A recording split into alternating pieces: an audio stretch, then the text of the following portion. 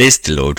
Bible की कहानी इन Hindi channel में आप सभी का स्वागत है। मेरे प्रियो, आज हम मूसा की बुलाहट के विषय में देखेंगे, जो आपको निर्गमन की किताब अध्याय 3 में देखने को मिल जाएगी। ये उस समय की बात है जब मूसा मिस्र से भागकर मिडियान देश में रहने लगा था। वहां उसने सिपोरा नामक एक स्त्री से विवाह कर लिया, जो वहां के याजक रूबेन की बेटी थी।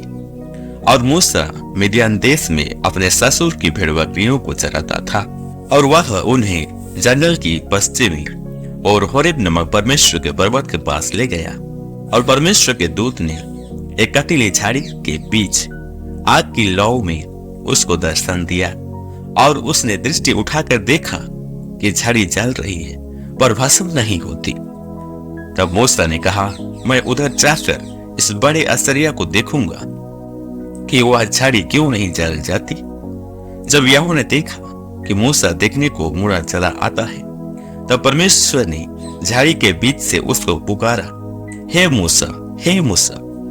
मूसा ने उत्तर दिया, क्या किया? तब परमेश्वर ने कहा, इधर पास मत आ और अपने पांव से जूतियों को उतार दे, क्योंकि जिस स्थान पर तू खड़ा है वह पवित्र भूमि। फिर परमेश्वर ने कहा, मैं तेरे पिता का परमेश्वर और अब्राहम का परमेश्वर, इसहाक का परमेश्वर और याकूब का परमेश्वर हूं। तब मूसा ने, जो परमेश्वर की ओर देखने से डरता था, अपना मुंह ढांप लिया। मेरे प्रियो, यहाँ एक सोचने वाली बात यह है कि परमेश्वर ने मूसा को जूतियां को उतारने के लिए क्यों कहा, वो भी जंगल में।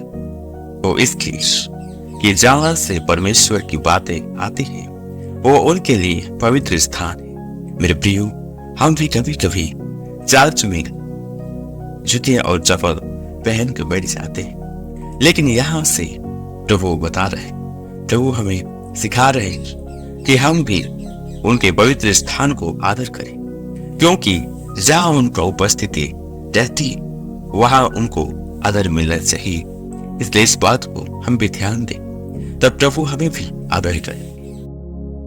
फिर परमेश्वर ने कहा, मैंने अपनी प्रजा के लोग जो मिस्र में हैं उनके दुख को निश्चय देखा है, और उनकी जो चिल्लाहट परिश्रम करने वालों के कारण होती है उसको भी मैंने सुना है, और उनकी पीड़ा पर मैंने चित्त लगाया है।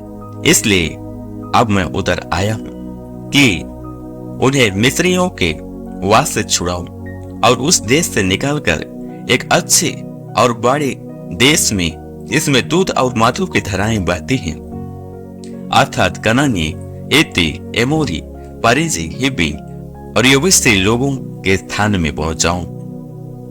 इसलिए आप सुन, इस्राएलियों की चिल्लाहट मुझे सुनाई पड़ी है, और मिस्रियों का उन पर अंधेर करना भी मुझे दिखाई पड़ा है।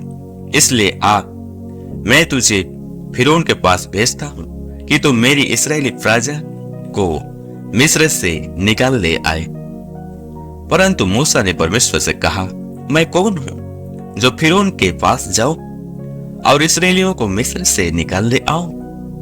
तो परमेश्वर ने कहा, निश्चय मैं तेरे संग रहूंगा, और इस बात का कि तेरा भेजने वाला मैं हूं तेरे लिए यह चिन्ह होगा कि जब तू उन लोगों को मिस्र से निकाल चुके, तब तुम इसी पहाड़ पर परमेश्वर को उपासना करोगे। तो मूसा ने परमेश्वर से कहा, जब मैं इस्राएलियों के पास जाकर उनसे कहूं, तुम्हारे पितरों के परमेश्वर ने मुझे तुम्हारे पास भेजा है, तब यदि वे मुझसे पूछें उसका क्या नाम है, तब मैं उनको क्या बताऊं? परमेश्वर ने मूसा से कहा, मैं जो हूं सो हूं। फिर परमेश्वर ने कहा, तो इस्राएलियों से यह कहना, इसका नाम मैं हूं है, उसी ने मुझे तुम्हारे पास भेजा है। फिर परमेश्वर ने मूसा से यह भी कहा, तो इस्राएलियों से यह कहना, तुम्हारे पितरों का परमेश्वर अर्थात अब्राहम का परमेश्वर, इसहाक का परमेश्वर और याकूब का परमेश्वर यहोवा, उसी ने मुझको तुम्हारे पास भेजा है। देख, सदा तक मेरा नाम यही रहेगा, और पीढ़ी पीढ़ी में मेरा स्मरण इसी से हुआ करेगा। इसलिए अब जाकर इसराइली पुरानियों को इकट्ठा कर और उनसे कहा, तुम्हारे पितर अब्राहम, इसहाक और याकूब के परमेश्वर यहोवा ने मुझे दर्शन देकर यह कहा है कि मैंने तुम पर और तुमसे जो बर्ताव मिस्र में किया जाता है उस पर भी जीत लगाया है, और मैंने ठान लिया है कि तुमको मिस्र के दुखों में से निकालकर कनानी, हित्ती, एमोरी, पारिजी, हिवी और यबूसी लोगों के देश में ले चलूंगा, जो ऐसा देश है कि जिसमें दूध और माधु की धाराएं बहती है। तब वे तेरी मानेंगे।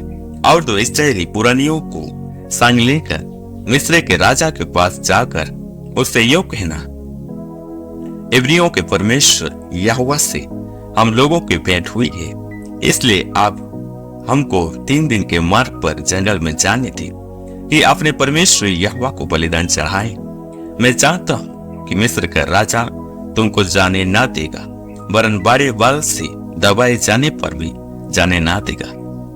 इसलिए मैं हाथ बढ़ाकर उन 7 अस्त्रकर्मों से जो मिस्र के बीच करूंगा उस देश को मारूंगा, और उसके पश्चात वह तुमको जाने देगा। तब मैं मिस्रियों से अपनी इस प्रजा पर अनुग्रह करवाऊंगा, और जब तुम निकलोगे तब छूछे हाथ ना निकलोगे, वरन तुम्हारी एक एक स्त्री अपने अपने पड़ोसी और उनके घर में रहने वाली से सोने चांदी के गहने और वस्त्र मांग लेगी, और तुम उन्हें अपने बेटों और बेटियों को पहनाना। इस प्रकार तुम मिस्रियों को लूटोगे। तो मेरे प्रियो, इस प्रकार से परमेश्वर ने अपनी प्रजाओं को मिस्र देश के फिरौन के हाथ से छुड़ाने के लिए मूसा को बुलाया और मूसा को दर्शन दिया और उनके साथ बात किया। और इसमें से हम